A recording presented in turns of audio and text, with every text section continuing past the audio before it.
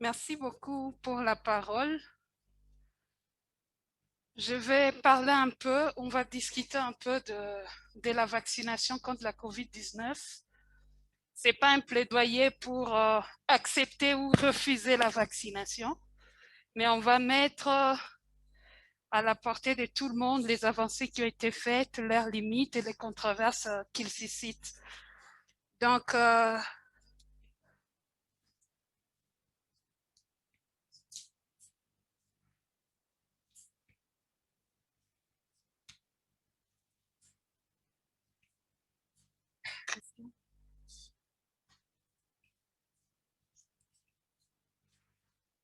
dans notre introduction, nous allons effleurer les généralités sur la COVID-19 qui ont déjà été largement abordées au cours de précédentes présentations. Nous allons parler de généralités sur la vaccination. Nous allons aborder la vaccination contre le SARS-CoV-2, cette vaccination en R2, Congo, les limites qu'elle présente, ainsi que les controverses autour de ces limites, et les principaux messages à emporter pour que chacun de nous prenne une décision qui lui semble juste. Je ne vais pas trop traîner sur la cause qui a déjà été largement abordée, mais je vais par contre m'atteler sur les facteurs favorisants qui sont l'un des objectifs qui déterminent les groupes cibles de la vaccination, à savoir l'âge avancé, les maladies non transmissibles, ainsi que les facteurs favorisant les MNT comme le tabagisme ou l'obésité. Les formes cliniques ont été largement abordées et le professeur Sadiq a bien souligné qu'il n'y a pas de traitement étiologique qui fait unanimité. Et donc, en ces jours, le plus important est de se baser sur un traitement préventif. Et parmi les manifestations, souvent, il y a une manifestation que les gens n'abordent pas, c'est qu'au décours d'un COVID, les gens font un COVID au long cours.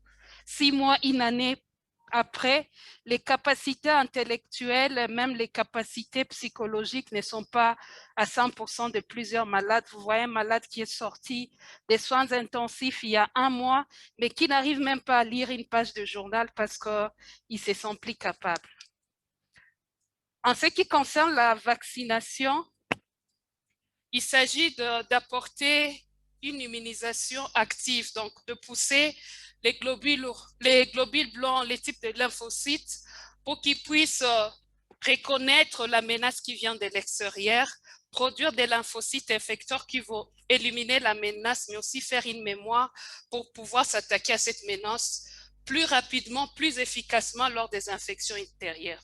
Donc, dans la vaccination, on donne des antigènes externes dans un but prophylactique le plus souvent pour entraver l'apparition de la maladie ou sa dissémination.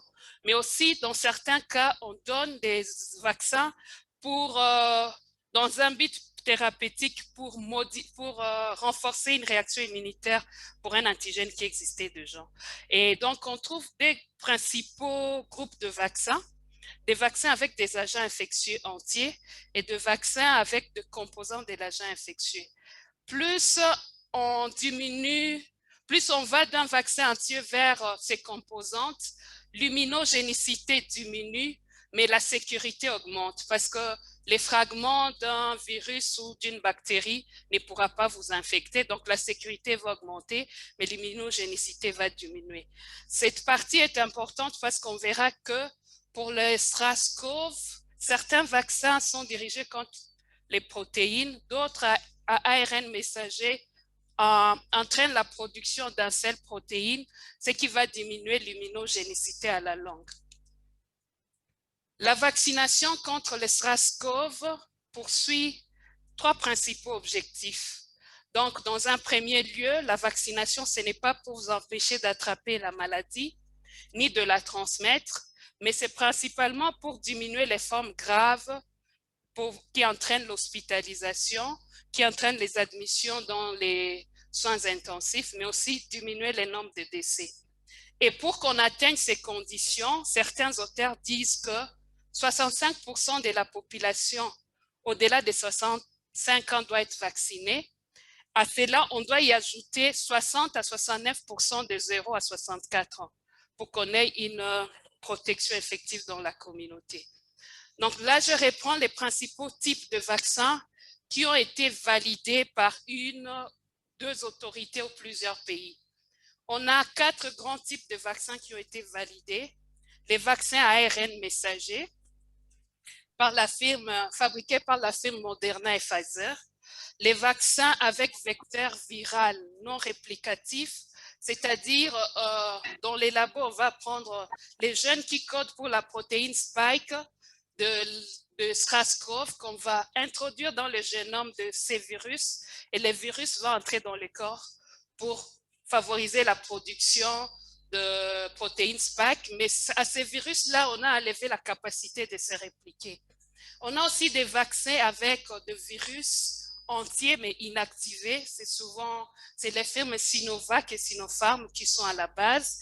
Et dernièrement, l'Agence de médicaments des États-Unis a validé les Novavax où on introduit directement la protéine spike.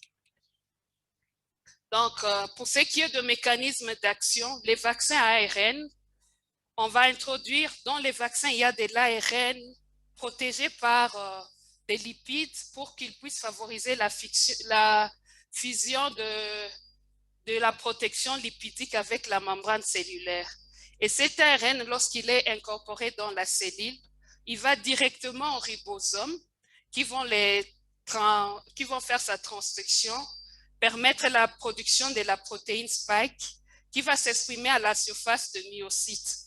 Et lorsque cette protéine spike est exprimée à la surface de myocytes, elle va stimuler les cellules, les lymphocytes B et les lymphocytes T pour qu'on ait une réaction immunitaire et une réaction mémoire pour les infections ultérieures. En ce qui concerne les vaccins avec vecteurs viraux non réplicatifs, c'est le vecteur viral qui va lui-même s'introduire dans la cellule.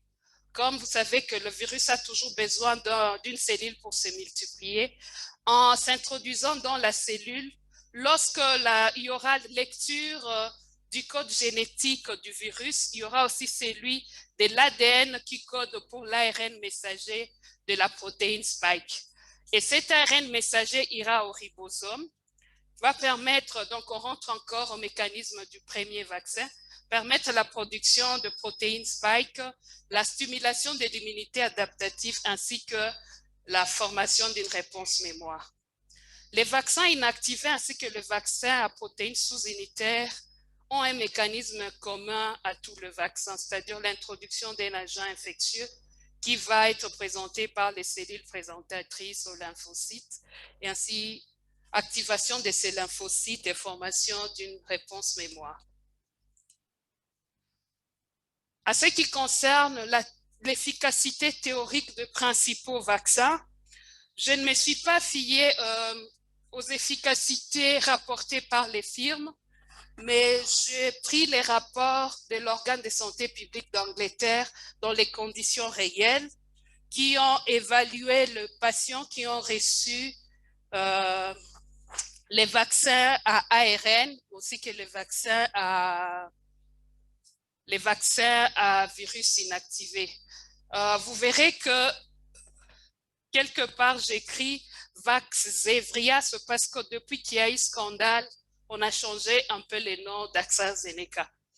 Donc, le vaccin à ARN, que ce soit Moderna ou Comirnaty, protège de forme avec symptômes après la deuxième dose à 85 à 90%, ce qui est équivalent à ce qui concerne le vaccin AstraZeneca. Quant aux hospitalisations graves, ces vaccins protègent 90 à 95%, mais cette proportion n'est pas déterminée pour AstraZeneca. Les décès, en ce qui concerne les décès, ils protègent entre 1%, donc 95 à 99% des gens qui sont doublement vaccinés sont protégés. On n'a pas de données pour AstraZeneca. En ce qui concerne les infections à la COVID sans manifestation, ils protègent entre 70 et 90%. On n'a pas des données pour AstraZeneca. En ce qui concerne la transmission de la COVID-19, on n'a pas de données pour les deux vaccins. On ne sait pas si celui qui a reçu la double dose peut ne pas transmettre le virus. Mais vous verrez que en ce qui concerne le fameux variant, le variant Delta ou le variant indien, on ne prend pas encore compte du dernier sous-variant Delta, les Delta+. Le double vacciné, donc 30% des décès concernaient les doubles vaccinés, alors qu'initialement, c'était seulement 1 à 5%. Vous voyez que le chiffre avec le variant est multiplié par 6 en ce qui concerne les décès. Les principaux groupes cibles prioritaires dépendent de pays. Donc, il y a les 3 groupes que l'OMS a mis en avant, mais d'autres pays rajoutent d'autres. Il y en a qui en ont 8 ou 5. Mais j'ai mis les personnels de santé, les personnes au-delà de 65 ans, certaines études parlent de 60 ans, les personnes avec diverses comorbidités ou facteurs favorisant les maladies non transmissibles. Dans certains pays comme les Seychelles, ils ajoutent les décideurs politiques, les travailleurs de première ligne, les militaires, etc. En ce qui concerne la vaccination au Congo, jusqu'il y a 2 jours, 42 951 personnes étaient vaccinées, dont 2 609 avec une double dose. Notre vaccination est basée sur l'AstraZeneca et les Covishield, c'est-à-dire c'est l'AstraZeneca qui est produit par les Indiens. La population cible, c'est principalement les 3 groupes prioritaires de l'OMS. 5 provinces sont initialement concernées, mais on constate que, contrairement à plusieurs pays développés, il n'y a pas ou il y a peu de moyens de suivi des effets indésirables et leur prise en charge. Quand on regarde notre population, ce que le professeur Kachunga a aussi montré ce matin, donc le plus de 65 ans, c'est le tout petit sommet de la pyramide, alors que 50% de la population a moins de 15 ans. Or, en ce qui concerne les limites, on sait qu'il faut immuniser 60 et 70% de personnes.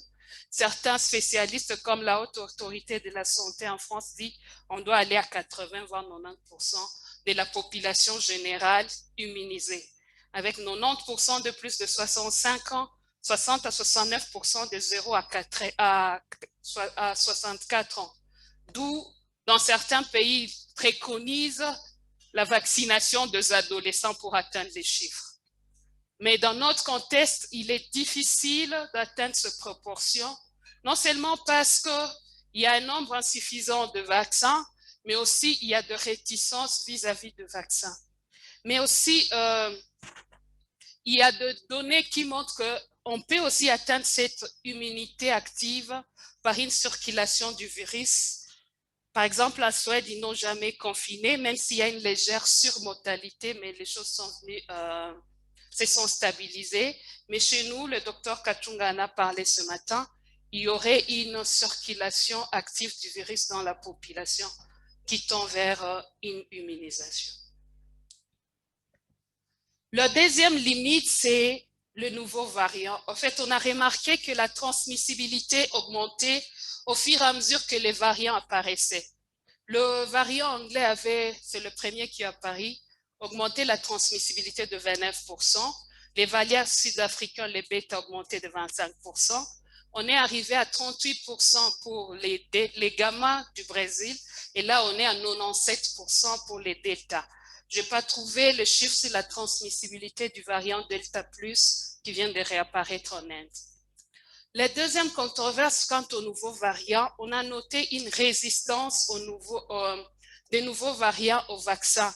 En fait, comme la vaccination est basée sur seulement la protéine spike pour la plupart, les virus qui, déjà de nature, connaissent une multiplication de souches, ils font une échappée immunitaire post-vaccinale, mais dans certains cas aussi post-infection naturelle. Donc, il y a aussi une augmentation de la charge virale dans les variants. La charge virale, qui était initialement un peu plus basse dans les anciennes infections, augmente avec les variants. mais aussi certains vaccins qui utilisent les vecteurs viraux, comme le vaccin Pfizer, Johnson Johnson, les vaccins AstraZeneca. Il y a une destruction des adénovirus par les anticorps de l'hôte. On sait que les adénovirus entraînent souvent des rhumes, donc on est souvent immunisé dès le départ. Et quand on introduit la première dose, à la deuxième dose, on risque d'avoir des anticorps anti-adénovirus qui ne permettent pas à cet adénovirus d'entrer dans les myocytes et de les détruire avant. C'est pourquoi on a constaté que, comme je l'ai dit plus tôt, 30% des décès au Royaume-Uni étaient, parmi ceux qui avaient les variants Delta, c'était de personnes qui étaient doublement vaccinées. On a constaté des confinements des pays ou de villes où la majorité des patients étaient vaccinés, comme au Chili, aux Seychelles. On a constaté la formation des clusters dans les écoles en Israël, mais aussi on a constaté au Canada certaines personnes qui avaient une double vaccination AstraZeneca se sont vues refuser la participation aux événements culturels au Canada. La troisième limite, c'est les risques inhabituels de vaccin. Il y a des risques qui sont liés au vaccin, il y a des risques qui sont liés au vecteur utilisé. Parmi les risques liés au vaccin, il y a cette thrombocytopénie induite par les vaccins qui est plus importante avec Vaxzevria d'AstraZeneca, puis celui de Johnson et enfin avec les vaccins ARN messagers. Ce qui fait que certains pays ont arrêté l'utilisation de l'AstraZeneca ou l'ont contre-indiqué chez le moins de 40 ans ou le moins de 55 ans. Et parmi les mécanismes qui sont évoqués, il y aurait production des anticorps anti-facteurs plaquettaires 4. Ces facteurs jouent à la fois un rôle procoagulant et anticoagulant. D'autres disent qu'il y aurait interaction entre les adénovirus et les plaquettes. D'autres disent qu'il y aurait une réaction croisée entre les facteurs plaquettaires 4 et la protéine spike. Il y en a qui pensent à une réaction croisée entre les anticorps anti-adénovirus et les facteurs plaquettaires 4, ou une interaction entre protéines spike facteur plaquetteur 4, ou une expression des protéines spike ou adénovirales sur les plaquettes. Deuxièmement, il y a des cas d'anaphylaxie, en particulier pour les vaccins à ARN. Troisièmement, il y a des problèmes musculaires ou neurologiques liés au vaccin. Et dernièrement, la FDA a dénombré 1200 cas de myocardite chez de jeunes hommes qui auraient reçu de vaccins à ARN messager, plus important que dans la communauté. Il y a aussi des risques liés à l'adénovirus, principalement l'adénovirus 5. En fait, l'adénovirus 5 augmenterait les risques d'infectivité par le VIH du fait que dans la réponse contre les adénovirus, ce sont les lymphocytes TCD4 et comme c'est une infection qui entraîne des infections au niveau ORL, ils augmentent le nombre de lymphocytes TCD4 au niveau de muqueuses et donc il serait déconseillé de les utiliser pour la vaccination dans les zones à forte prévalence à VIH. Quatrième limite, c'est les rapports risques-bénéfices en fonction de l'âge et de l'incidence, surtout pour les vaccins à vecteur viral. Nous nous sommes fiés aux chiffres de l'Agence européenne du médicament et avant de l'aborder, nous notons que le Congo est une zone à faible incidence. Nous avons 40,32 cas pour 100 000 habitants, donc les chiffres de l'OMS Afrique en juin 2021, il y a 3 jours. Et donc, la question qui se pose, est-ce que ces vaccins sont bénéfiques pour le jeune? Parce que notre population, on l'a dit, l'âge médian est de 15 ans, 50% de la population a moins de 15 ans. Dans ces zones à faible incidence, lorsque vous avez un vaccin, à la première dose du vaccin AstraZeneca, il protège 4 personnes d'une hospitalisation, alors qu'on a un risque de 1,9 de faire une VITT, donc une thrombose généralisée. Il protège 5 personnes de la tranche de 33 à, donc de 33 à 39 ans, alors qu'on a un risque de 1,8.